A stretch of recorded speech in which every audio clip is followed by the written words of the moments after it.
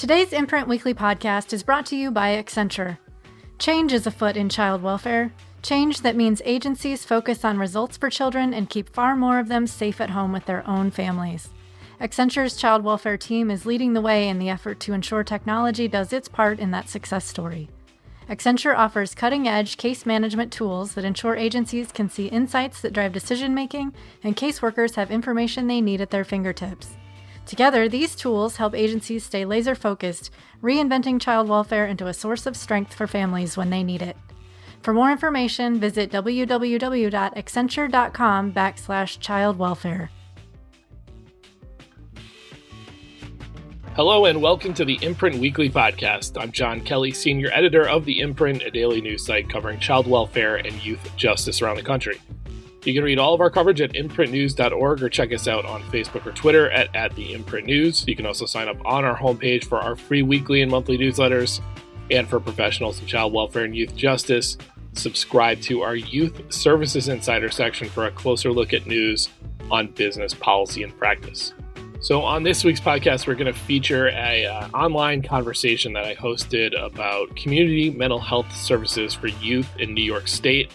I was joined for this by Sandy Santana, who is the head of a national nonprofit litigation organization called Children's Rights, to talk about their lawsuit, his organization's lawsuit, which has been filed against New York State for failing to meet its commitments under Medicaid law when it comes to community mental health services for youth.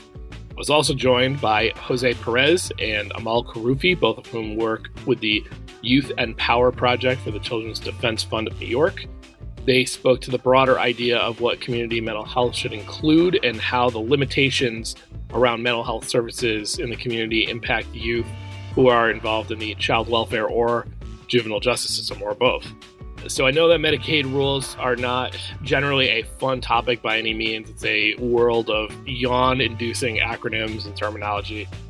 I gotta say I was pretty proud of our group. I think we kept it very understandable and really focused on the youth and what they experience or don't experience because of, deficiencies in the community mental health safety net. I'd also add that while this was focused on what's going on in New York, I would argue that the issue travels because this confluence of community mental health, Medicaid, and child welfare and juvenile justice is a very live issue in plenty of other states around the country. So give it a listen. It's about an hour conversation. We're going to play it straight through here without any ad reads. So without further ado, here is Mental Health at the Crossroads, how New York's community barriers lead to family separation. Enjoy.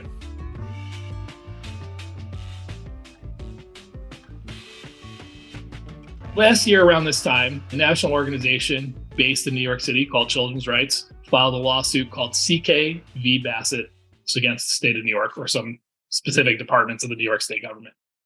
And I'm just going to quote from the filing a statement that I kind of think epitomizes sort of the gist of what was the point of the litigation. This action arises out of New York State's well-known and long-standing failure to provide Medicaid-eligible children with legally required mental health care. The named plaintiffs are Medicaid-eligible children with mental health conditions who require intense home and community-based mental health services in order to correct or ameliorate their conditions while remaining safely at home in their communities. So in other words, the allegation at hand here is that New York is supposed to be providing mental health services to youth in their communities.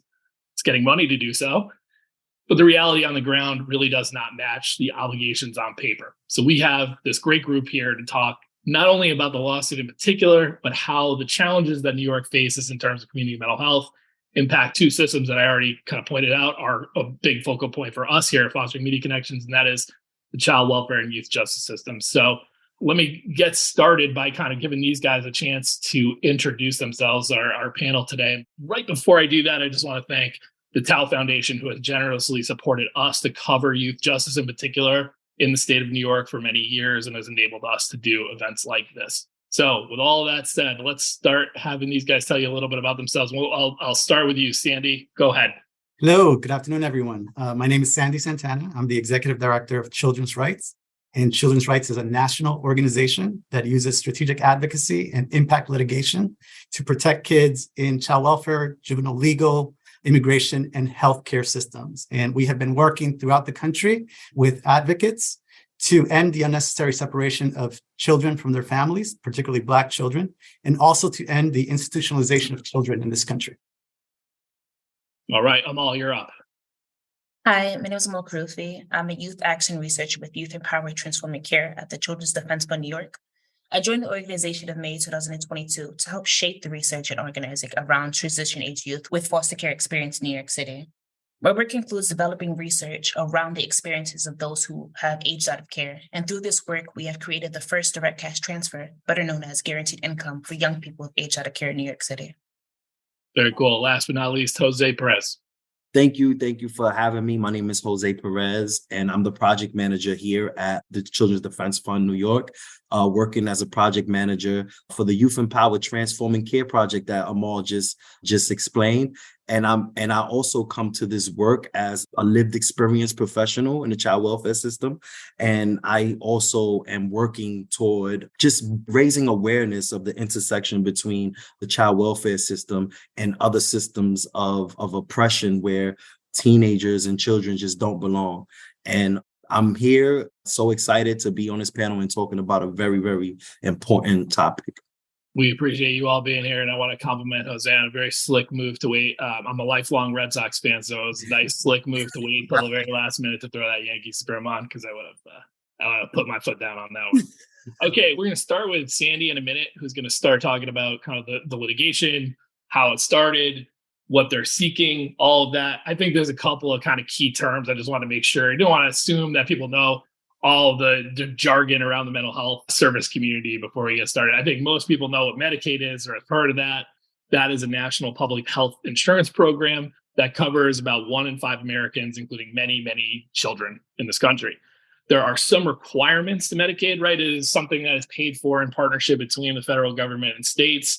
There are certain things that states have to put into their Medicaid plans and offer to people. But there are also variations. Some states are significantly more generous or offer more things than other states. So when you look at it, not that you ever would, but if you compare a Medicaid plan from one state to another, they can be quite different in different places. EPSDT is not one of those things that can vary from state to state. At least on paper, you are required to provide it, and it stands for early and periodic screening, diagnostic, and treatment. That means that your Medicaid plan, you have to be assessing children's health early on. You have to be doing regular checkups. You have to screen, diagnose, and treat significant issues. And those issues are not just physical. That includes mental health. And the last one, before we move over to Sandy, is home and community-based services, HCBS. Now, this is to some extent optional. There are waivers that states attain to receive federal dollars to help pay for home and community-based services. But all states use this to some extent, some more than others, and it's meant to prevent specifically institutionalization for people with serious health needs, whether those are physical or mental. And I think one key thing that's going to play into our discussion here is that nationwide, we're talking about New York today, but nationwide, the demand for home and community-based services dramatically outstrips the supply. So this is according to the Kaiser Family Foundation. There's about 820,000 people on a wait list for home and community-based services. The average wait on that list is 3.5 years. So just imagine if you had a serious need, or your loved one or your child had a particular serious need, and the services that could keep them from being institutionalized were out there, but you had to wait 3 years. Imagine what can happen in 3 years. So with all that as kind of preface, let's go to you, Sandy, and talk about what New York, which is a user of HCBS, says that it is doing in terms of community-based services. Thanks, John. Well, let me just start by saying that actually the EPSDT provisions of the Medicaid Act actually require, and the operative term is require, states to provide certain intensive home and community-based services, mental health services. And that's for Medicaid-eligible children for whom such services are deemed medically necessary. And there are 3 buckets of those required services. The first one is intensive home-based behavioral services, which is really individualized therapeutic interventions that are frequent, consistent, delivered in the child's home or wherever the child happens to be naturally located. The second bucket is something called intensive care coordination. And that's an assessment and service planning process conducted through a child and family team. And really what that means is people who know the child, providers who work with the child across systems, maybe teachers, maybe friends are part of this child and family team. And they coordinate services across multiple systems. All these kids are involved in not just the mental health system, but other systems as well that serve child and the family and monitor progress along the way. Just to give you an example of what that looks like, the coordinator provides assistance in helping family navigate these very complex services and all the requirements related to those services. The coordinator is an advocate for the child and the family to make sure the child and the family are actually getting the services that they need. Another sort of bucket of these services is the mobile crisis services. And these are intervention services that are meant to respond quickly when there are acute mental health crises. And they're supposed to respond wherever needed quickly, and they're an alternative to law enforcement. So these are the three buckets that New York is required to provide. Without these home and community-based mental health services, children are stuck in a vicious cycle of repeated emergency room visits, segregation in residential treatment facilities, psychiatric hospitals, and other institutional settings. Then they're released from these settings, but they're discharged with no follow-up at all. And predictably, what happens is the mental health conditions continue to deteriorate. And some children just go from crisis to crisis, and this cycle repeats itself. And when there's an acute mental health crisis, sometimes you see self-harm or ideation of suicide. And that crisis is met with a law enforcement response, which for young people can be perilous, particularly for young people of color. I should note that this vicious cycle disproportionately affects LGBTQ youth, children living in low-income communities, and children of color. So let me tell you a little bit about how this cycle played out for our 15-year-old plaintiff, CK. So CK was first hospitalized at the age of 4. He had 16 hospital stays from age 4 to 10, including a stint at a residential treatment center. From age 10 to 12, he spent those 2 years separated from his family in an RTC. Imagine being isolated from your family at the age of 10 through 12. From age 12 to 15, he was hospitalized several times. He spent 3 months at a residential facility. He was in an inpatient hospital for 2 weeks, partially hospitalized for another 2 weeks, and recently attempted suicide and was hospitalized again. So you can see how this vicious cycle plays out in CK's life. And that's true for thousands and thousands of children in New York State right now. So the professional literature is really clear about the benefits of intensive home and community-based services. And regulatory guidance from the DOJ and CMS is also clear. Children do better when they receive these services. And this is what the DOJ and CMS has found. Children experience improved clinical and functional outcomes. They have more stable living situations. They maintain connections to families and communities. You see significant improvements in the quality of life. There's fewer suicide attempts, and they perform better in school. And one thing not mentioned here, but the costs are less. The long-term costs of providing these services versus the cost of institutionalizing children are vastly different. It's much cheaper to provide these services early on. So what happens when kids don't get IHCBS? The professional literature is also clear that without these services, children do worse. They're unnecessarily separated from their families and segregated in institutions. Their conditions deteriorate. And when the crisis response is law enforcement, they often end up in the criminal legal system as well, instead of getting the treatment that they deserve and need. So that's the reason why we brought this lawsuit. These services are critical for Medicaid eligible children in New York. Right. So to just sum up, and then we'll get back to you, Sandy. The research has clearly shown the value of what community-based services can do as compared to more intense things where you're ending up in an institution, whether you're in residential or incarcerated, obviously. New York is saying, or their plan is, involving, coordination of therapeutic services that they have, and that there's also, to the side of that, a mobile response for things that come up more acutely. So that is sort of a description of what should be, perhaps, right, and what the research shows about the value of that.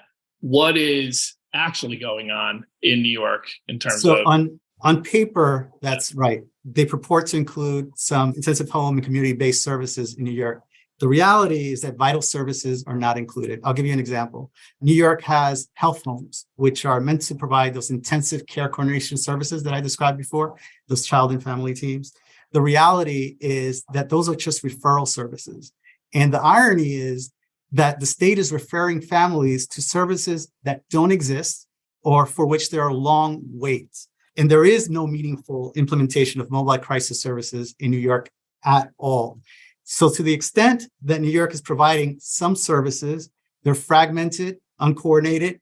Desperate families are left to cobble together mental health care on their own. That's the situation in New York. There are huge shortages of trained professionals, which leads to long waits for family to get even those limited services. In fact, the wait can be a year or more just to get very limited services that aren't in reality the services that EPSDT provisions contemplate, the intensive home community-based services, those three buckets that I described before. And you don't have to read our complaint to get an idea of the scope of the problem in New York. The fact is that the state has been cataloging these problems for over a decade. You can read their own documents and see the problems because they acknowledge them all throughout. So just to give you an example, 1 in 10 youth have a serious emotional disturbance in New York, but only 20% of them are getting the specialty treatment they need. So let me give you another example. New York purports to have this children and family treatment support service, which is really the home-based intensive therapeutic services that I described before, that first bucket, right? Only 8% of the 200,000 eligible kids for that service are actually getting that service in New York. So if I had to summarize, John, it's a really dysfunctional system that is really dystopian for families to try to navigate, that is not really meeting the needs of kids. Okay, so it's been about a year, which is kind of crazy to me as I was kind of prepping for this event, that it's been a year since you guys put this into motion. There's a big story about it right when it came out. I think we talked about it on our news podcast. At the time, the state had no comment because it's pending litigation, and they always say that. But I'm curious, and not to put you on the spot, but can you generally describe kind of where things have gone since you actually filed this? Like, have you had conversations with the state? What's the latest? Yeah, we can't get into that. All I can say is that it's following the normal course of litigation, and we're ready to go all the way to trial to try the case. Okay, so I'll do it as a hypothetical so that you can probably answer a little more freely. Let's say the state called you after this event, man, that would be great for me, and said, we want to work with you. We know this is a challenge. Like, what do you envision? With the caveat that this will not be your job. I mean, your guys' job is to litigate this and bring it to light and seek relief. But what do you imagine that the relief is? Like, what does the state need in order to be successful? Because I doubt they're intentionally being in short supply, at the very least, on community mental health. What do they need to do to get to where you would think they need to be? Yeah, I would say that the major barrier to providing these services has been a lack of investment in staffing over decades. There are just not enough practitioners to provide these services. So kids are not getting what they need and when they need it. So the first element of anything the state needs to do is to really improve that provider capacity, to have the capacity to invest the dollars necessary to have the number of practitioners necessary to deliver these services to kids. A second prompt, I would say, is to involve young people, particularly people who've been disproportionately affected, LGBTQ youth of color, to help design better intensive home and community-based services. That's essential because there's a mismatch between what the state says it's providing and says what families need and what families are actually experiencing on the ground. And then the third thing is we need the state to be transparent, to collect data and provide it to the public so that we can see whether the state is actually progressing, whether the system is improving, and so that not just children's rights, but the public as a whole can hold the state accountable. And was that something that you guys even have difficulty doing in kind of prepping for this? I mean, was it hard for you to ascertain, the numbers around what is actually happening? Yes. And I think, part of the good thing about a lawsuit is you have access to discovery and you can get some documents that aren't necessarily in the public sphere and you can get more background on what is actually happening. But there are reports from 2011, reports from 2015, reports from 2021, 22 that catalog all the systemic deficiencies. And these are reports from the state. So let me just give you one data point real quickly, and then I'll end. The average time between onset of symptoms for a child and the actual treatment in New York is 9 years. So if you wait too long to provide those services, if you don't intervene early enough, the mental health conditions spiral out of control, and it becomes that much more difficult to provide these services in the way that kids need. Yeah, for sure. All right, Amal, let's talk about how what we've been discussing, right? The provision of community mental health services in general connects to a field that you have particular good working knowledge of as a researcher, and that is child welfare. I mean, what does mental health, in your experience here, look like in this system in New York? Are youth able to access what they need, or does this sort of resonate hearing Sandy kind of lay out the litigation and what's involved with it? What do you think? I mean, speaking from my own experience and looking at the data, young people aren't really getting what they need. And just to kind of paint a mental picture, right? In New York, 2022 survey was done for youth in foster care between the ages of 13 and older, and 30% of people who identified as male and 40% people who identify as female were reported feeling down, depressed, and hopeless within the last 2 weeks.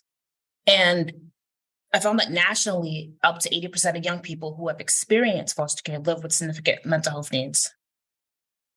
This is an urgent problem because while mental health is always important, mental stability and wellness in adolescent years is critical to the overall development and their eventual ability to navigate the adult world.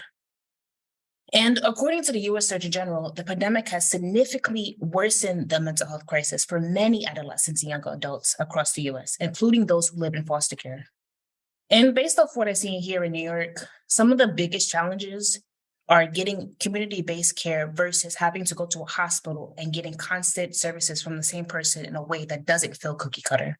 Right. So that's like an issue not only for, because one thing that you run the risk of if you do not have this kind of array of community-based mental health services is that youth could end up in foster care. Mm-hmm. Right. Like we've actually seen that in other states. And that's why, I hope folks that are not in New York listen to this, because this is certainly, this litigation is about New York. You guys are in New York, so we're getting that perspective, but it really is kind of a nationwide problem. Just as an offhand example that I know from our work, Ohio basically a couple of years ago conceded. We're basically telling some parents who have young people deeply in pain, struggling with mental illness, put those kids in foster care. It's the only way that we're going to be able to pay for them. But if I'm hearing you right, it's also the case that once youth are in foster care, the only way sometimes that they're being able to access mental health is by going to a hospital and getting essentially put somewhere to get it, right? Not in their foster home. Yeah. Yeah. Same basic question for you, Jose. You have a particular knowledge of the youth justice system there through your work. What does that look like on the juvenile justice and the youth justice side in terms of how, access to mental health services impacts system involvement, incarceration, and all that? Thank you. Thank you, John. And thank you, Sandy. And thank you, Amal, for sharing your experiences. First, I want to talk about how I see young people's mental health and the way it intersects with their experience of trauma in the child welfare system and the youth justice system. When a young person first encounters the child welfare system, this person has experienced some kind of trauma. And we know these traumas. The problem is that we don't begin to address that trauma until this young person exhibits some behavioral issue. And adults seem to be concerned with control as opposed to healing. And this is an especially important issue in the context of transition age youth, where young adults who are leaving foster care at 18 or older are entering adult systems that are not usually tailored to their age and stage in life. We have arrived at a moment where we are expecting our teenagers to be in a better position than they were when we were teens, all the while giving them less resources. So the consequences of unmet mental health needs are dire for young adults leaving the foster care, because unmet mental health needs are aligned with causing homelessness, disconnection from school and work, and contact with the adult criminal legal system.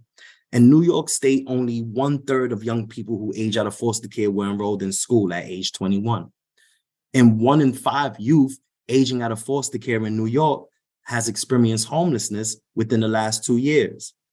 Youth in foster care group homes are 2.5 times more likely to become involved in the justice system than youth placed with foster families. More than 90% of youth in foster care with 5 or more moves will become involved in the juvenile justice system.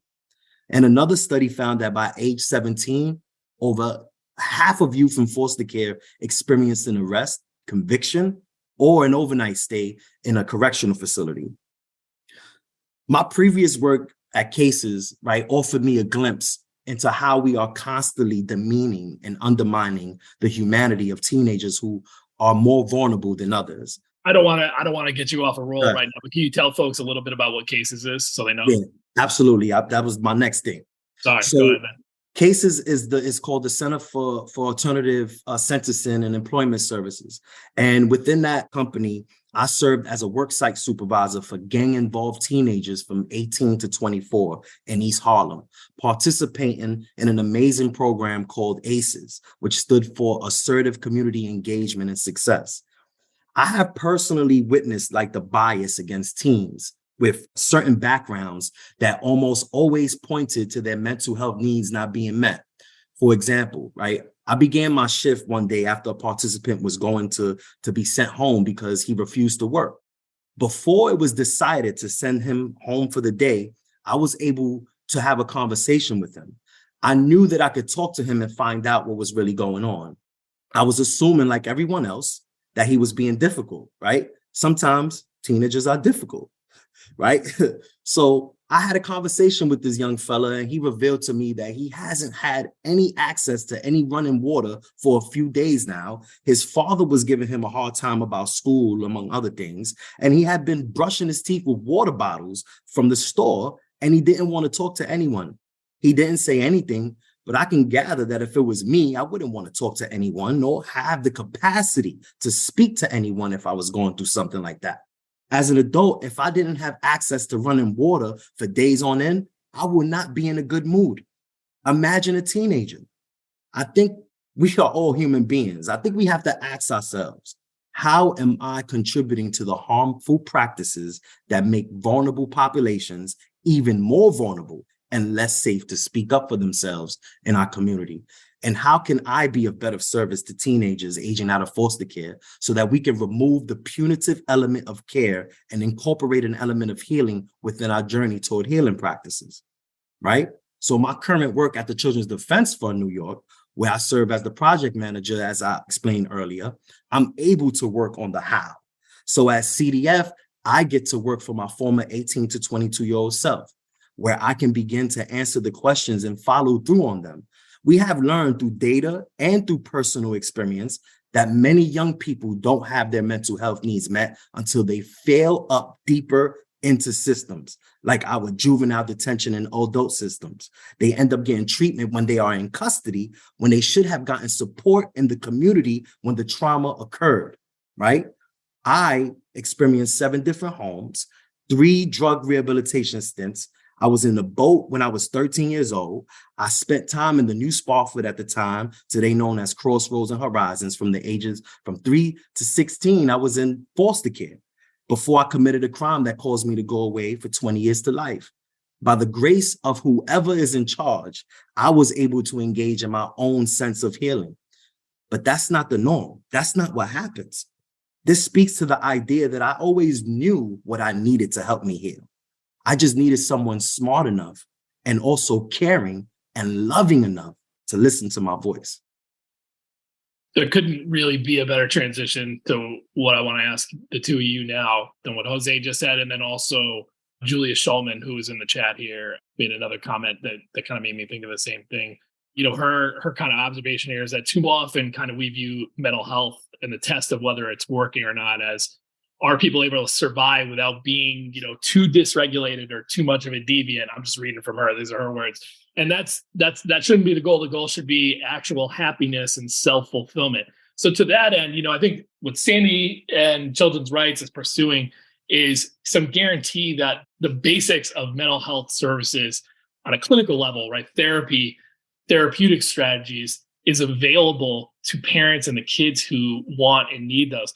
But we know that mental health in the community is much more than just those therapies. So, you know, Amal and Sandy, I'll let you weigh in on this too. I'm sure you have thoughts, but, you know, Jose and Amal, like, what beyond therapy would you guys say are the things that young people in your orbit that you guys work with and research and survey and all that want the most that are not there? What do they want in their community that would improve their mental well-being? I think that we are often thinking in silos, right? Like we are often thinking in silos. When I say we, I'm referring to you and I and people in it that are not here. We think in either or categories, the mental health or child welfare or criminal justice or housing.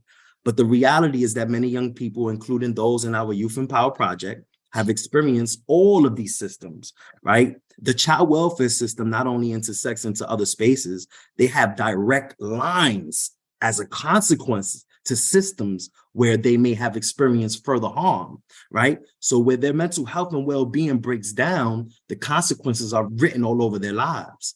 So it is important to remember that with these groups of young people who have contact with the criminal, legal, or the child welfare system, mental health treatment and medication can be used as a punitive and controlling way, especially how we often see young people incapacitated with psychotropic meds and creative punishments.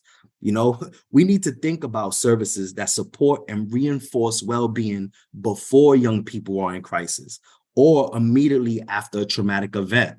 What I'm not saying is that we have a way to prevent trauma from occurring. And what I am saying is that we should have a trauma-informed care approach to connecting with solutions, to not be reactive and be proactive. We can accomplish this with mentoring, peer support, mindfulness, and connecting to community resources appropriate for our young people. And the appropriate services are those that are informed. The appropriate services are those that are informed by or created by those who have been harmed. That is our young people having their voices heard. These are softer supports, not necessarily clinical ones. They are about maintaining well-being with others. We also need to make sure that young people can build consistent relationships with caregivers. Turnover among mental health providers, changes in staff that undermines the relationship that young people need to build with the professionals that are there to help. We need a workforce that looks like us and is compensated well so that they can stay in this work. We need to meet people where they are. And that means more mental health supports in schools and other trusted community-based organizations that young people rely on in their neighbors. Mal, you want to weigh in on that at all? Yeah. Overall, I think we need to think about the day-to-day support that young people need, and not just the mental health care provided in clinics, hospitals, or therapy sessions. And we really need to address the overuse of psychotropic medications among youth and build policies that interrupt the knee-jerk reaction to Medicaid behavior.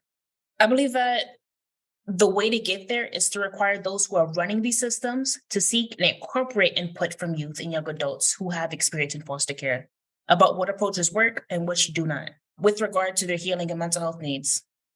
And that means collecting feedback from youth directly and including the services they want and the providers they trust. This means working with young people like me to review policies and help develop new ways of supporting their well-being. This work must be pursued in partnership with youth and be led by people with lived experience. And it has been proven that when agencies integrate youth and young adults' perspectives into child welfare policy decisions, the resulting programs and services are more effective to build strength, resilience, and trust among young people they serve. That was really well said. And I want to also recommend to people, Amal wrote a really beautiful opinion piece for us here at the Imprint. She really hit this on the head. So we're talking about, again, a New York issue, a New York lawsuit. There is just for broader context, there was a piece of legislation that was passed in Washington, D.C. called the Bipartisan Safer Communities Act, which was in response to another horrific spate of mass shootings, including the one in Uvalde, Texas. And I don't want to embarrass them all and just praise her for too long, but I'm just going to read a piece of hers. So she's referring to the very large amount of money that is about to come down or has already come down to some extent to states around the country to do better, to do more mental health services with youth. And she writes, these increases mean that those with lived experience within child welfare, all who have experienced trauma, will finally have the chance to get the care they need. But doing it right requires the Biden administration to ensure that its demonstrated commitment to working with impacted young people as part of the rulemaking process for this law that will shape changes in our community. And should go click that link and read the rest of it. But Sandy, there's a similar component or ask, right, as far as the litigation that you guys are pursuing with New York. Yeah, I mean, I think we I gave you a bunch of our acronyms, and the discussion seemed a little bit clinical, but the reality is that we see this as a social justice issue. There's a mental health crisis in this country. Families of all stripes are facing them, but the resources to cope are not the same. And the ability of low-income families, LGBTQ families, families of color to access some of the services that middle-class and upper-middle-class families can access is not there. So this is a social justice issue, deeply rooted in the inequities in our society. And we see it that way, first and foremost. The other thing I would say is that it's important not just to have people with lived experience be part of this, but be representative in who those people are. Because again, this isn't impacting everyone the same way. I'll just give you a few stats real quickly. LGBTQ plus youth consider suicide at 3 times the rate of non-LGBTQ peers. African American kids ages 5 to 12 are dying by suicide at twice the rate of white counterparts. And the CDC just recently found that Black high schoolers, and this is in New York, Black high schoolers in New York are 2 times as likely as white peers to engage in suicide attempts that involve injury, poisoning, or overdose. So that's the situation. So, if we had our druthers, and obviously every lawsuit, if it comes to settlement, there are negotiations back and forth, et cetera. But we would want to make sure that the state deeply involves people with lived experience and is representative in who they're involving in shaping these policies and services that are not being felt the same way by people in our communities. So we still have some time left here, and I have a few questions I want to throw at these guys, but we are certainly happy to entertain some questions from folks in the chat here. So if you have some questions, write them down. This is more of an observation in here, not a question, but I'll throw this out there for you. Christina Richberg writes, I totally agree. I'm assuming with everything everybody's talking about, but we don't really have the capacity to provide all the services that are really needed to address youth's behavioral health needs, especially post-COVID. And I think that gets to, I guess, what I asked you, Sandy, right? It's like you can't just you can't just sue a state and they say you got me and then immediately fix it. There's going to be some steps along the way. Yeah. Money is obviously a thing. You can't build out more services without the money that you need to pay good qualified people to do them, whatever they are, clinical or otherwise. But it's got to be more than that, right? I mean, there's got to be other things that New York has to consider here. I would say, though, John, that yes, money is an issue, but it's been a failure of political will. What we've found so far is that there's a deep underinvestment, just financially, in these services, and that the state has been, over time, deliberately indifferent to providing those services when it itself says and knows that they're not spending enough to provide the types of services that are actually legally required, as opposed to the concoction of services that are inadequate that they're providing right now. So resources are important. The second piece is really making sure that the services that are provided actually meet the real needs of children and families. That would be the second piece. And then the third piece is to make sure that all these services are coordinated. There's no value for families to try to cobble together one service here, one service there, and try to pull it together, when in reality, what's needed, it's a complex system. And what families need is real help to try to coordinate these services. And that's not the case in New York, even though the state will tell you they have intensive care coordination services. In reality, those services aren't there. Yeah. So I'm gonna stick with Sandy to get the context from the lawsuit on this one, but this is something I want to hear. Jose and Amal have already raised this as an issue, so we'll definitely get them in here too. So Sandy, where do psychotropic medications fit into everything with you guys? Obviously, that is a big part of the mental health treatment continuum. Research clearly shows that it's, at least in many places, overused with youth and foster care. The filing makes clear that once your clients were institutionalized in this lawsuit, they were put on lots of drugs. And prepping for this lawsuit and getting the facts on the ground, what is your sense of how psychotropics are or not used, for good or bad, and in the community continuum that New York does have now? Yeah, I mean, I think there's a lot more for us to unearth there. But the reality that because there's a lack of, as Jose said, there's a lack of trauma-informed mental health services in the state, psychotropic drugs become a default chemical straitjacket to deal with behavior that are symptomatic of mental health needs. And so in lieu of actually providing the deep mental health support that kids need, psychotropic medications become the best solution at that point. And it's incredibly dangerous because these drugs have not been necessarily tested on kids. There's a concept of polypharmacy. So a lot of these kids are actually on 4 or 5 different medications that counteract with each other and have very grave symptoms.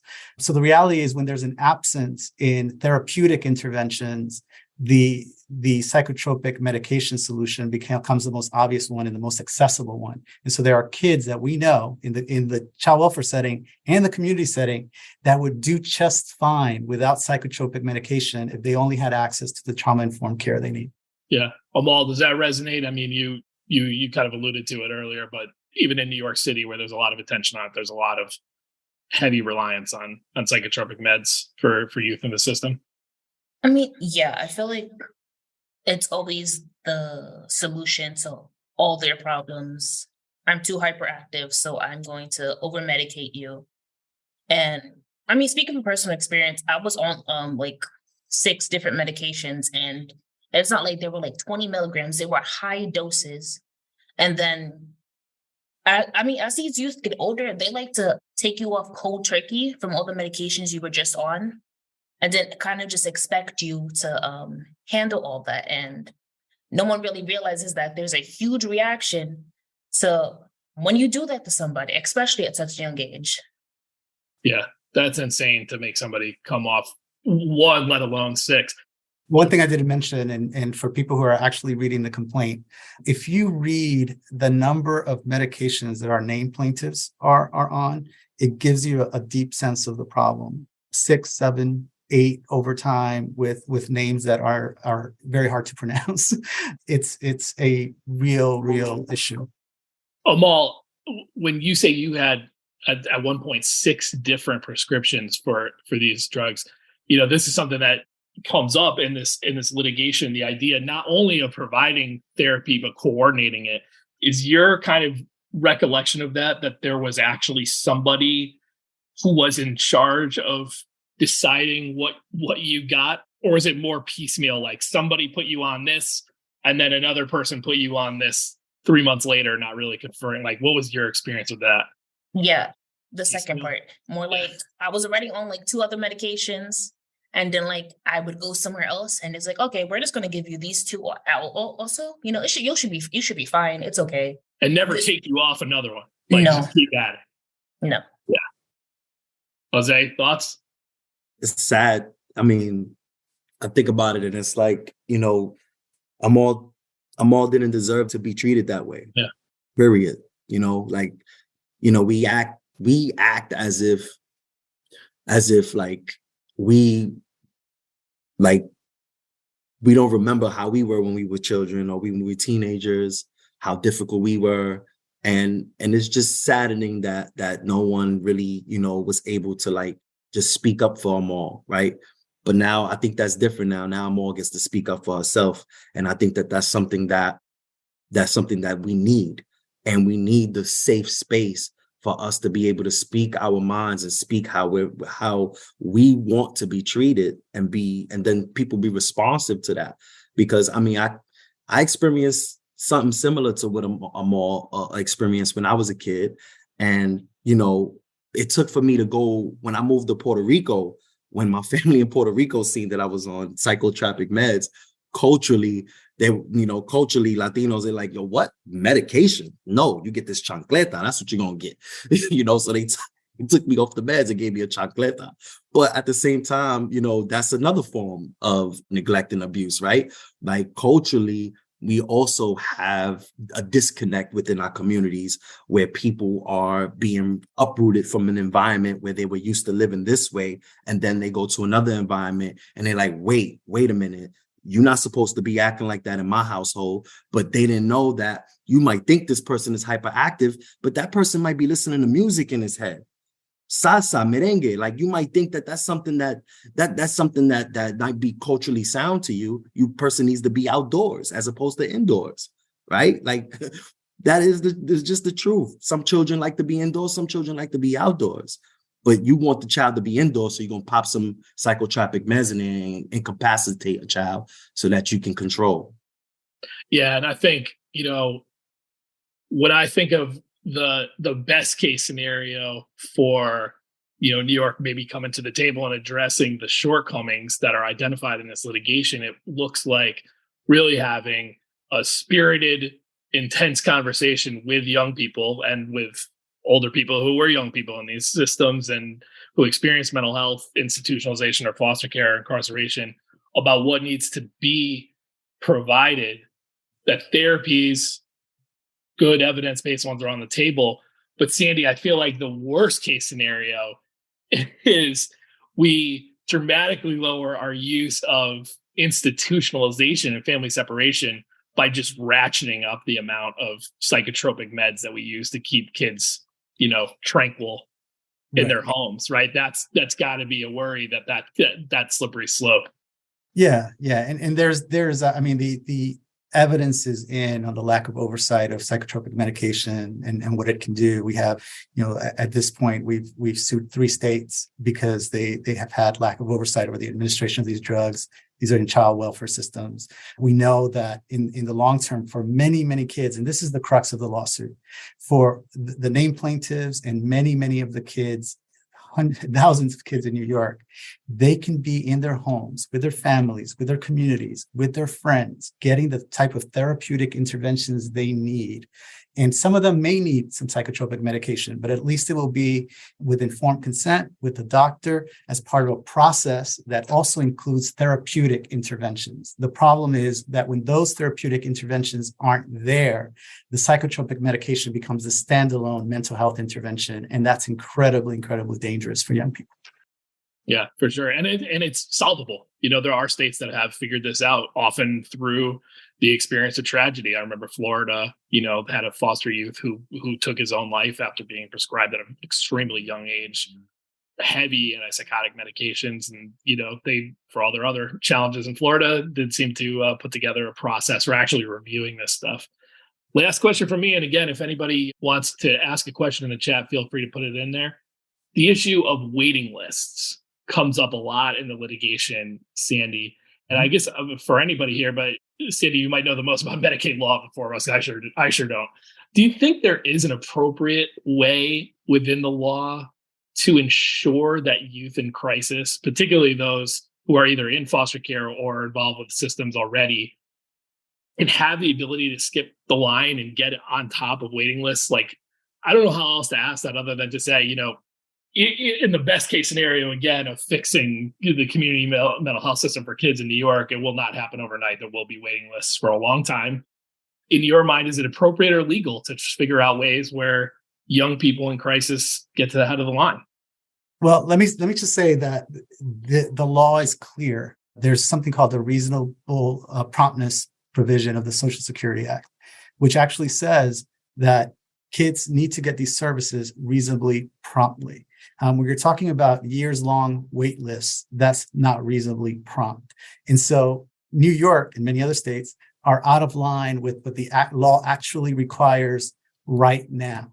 So whether we can triage and skip some kids with acute mental health needs to the front of the line, that can definitely be done for sure. But the bigger issue is that New York is knowingly violating the law by not providing these services on a timely basis. And if that requires an expansion of provider capacity to do that, that's what the law requires, and it needs to be done. And so that's what Children's Rights is seeking to compel, that the states actually make those investments so that kids get services with the required frequency, duration, scope, and also on a timely basis.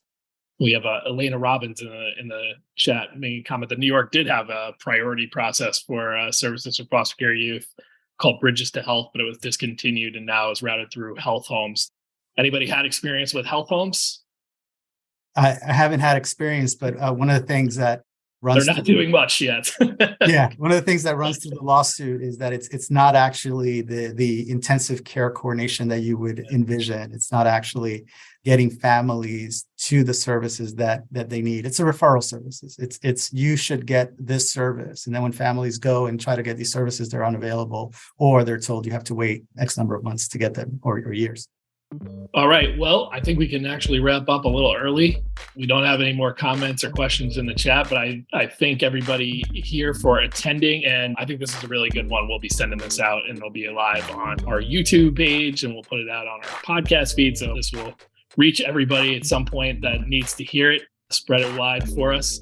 So for Fostering Media Connections, I want to thank Sandy and Amal and Jose. Thanks to for Sandy Santana of Children's Rights and Jose Perez and Amal Kharoufi of Children's Defense Fund for joining us for this great discussion. The Imprint Weekly Podcast is a production of Fostering Media Connections, a California-based nonprofit that publishes the Imprint, foster care, Fostering Families Today, and operates the Youth Voices Rising program. This podcast is produced and mixed by Christina Anjoko with music by Luke Giroux and Cyrus Elia. If you enjoyed this episode, we would love it if you consider subscribing or giving us a 5-star rating on Apple, Spotify, or wherever you download your podcasts. And we would greatly appreciate if you consider supporting our work here on the podcast and in print. Small donations from our listeners and readers go a long way towards helping us grow and cover more great stories in child welfare and youth justice. To support us, it is super easy. Just visit imprintnews.org/donate. You can follow The Imprint on Twitter and Facebook by searching the handle @TheImprintNews and visit us on the web at imprintnews.org. You can always email us at tips@imprintnews.org. I'm John Kelly, and we'll see you next week.